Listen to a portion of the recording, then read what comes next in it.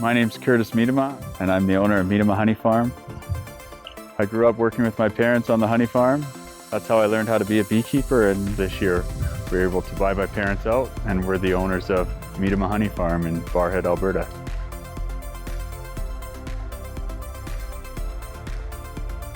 I'm really passionate about beekeeping. Seeing bees grow in the spring and produce honey is something that's quite enjoyable, and every year it's amazing to see. You know, drop by drop, the bees can do some pretty amazing things. So we enjoy doing what we do, and we love raising our own stock and watching them grow into full hives and produce honey. Currently we're running about 10,000 hives for honey production. We cover a lot of area. We go all the way from Flatbush to Mayerthorpe and everywhere in between there. Anyone who's willing to have our bees on their land, we always appreciate working with the farmers. It's the end of May now, and we're working on making up new hives.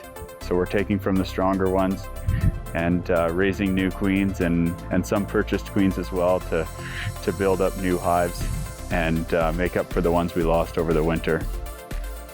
Through May and June, the bees, they get a lot of pollen and nectar out of the dandelions, so that's always a really important one for us. I think we're the only ones in the country that like dandelions, but they do a lot of good for the bees. Being in more diverse areas, there's definitely a lot healthier for bees. And then it's important to be near the big fields of canola and hay to make our honey crop. Oftentimes we're asked, how long does a bee live? They really do have quite a short lifespan throughout the summer. They start as an egg in a cell and they're fed that way. And it takes them about 3 weeks to go from egg to hatching.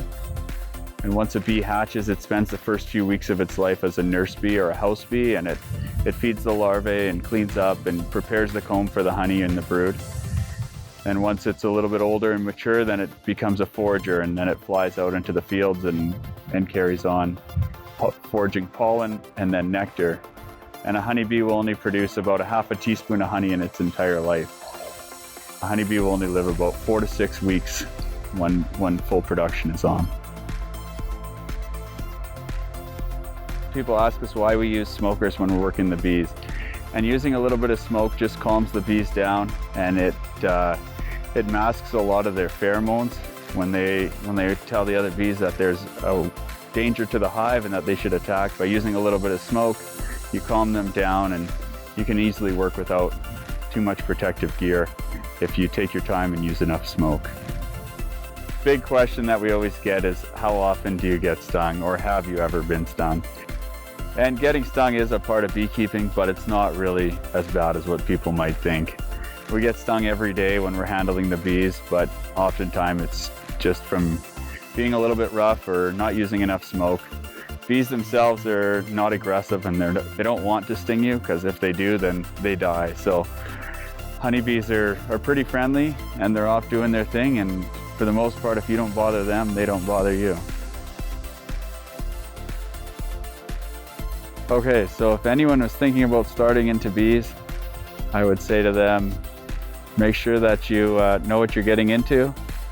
And I would encourage them to work with a commercial beekeeper in their area to get a good idea, as there's a lot of misinformation out there about how easy it is to keep bees, or how anyone can have bees anywhere. And it can be a real risk if the honeybees aren't taken care of.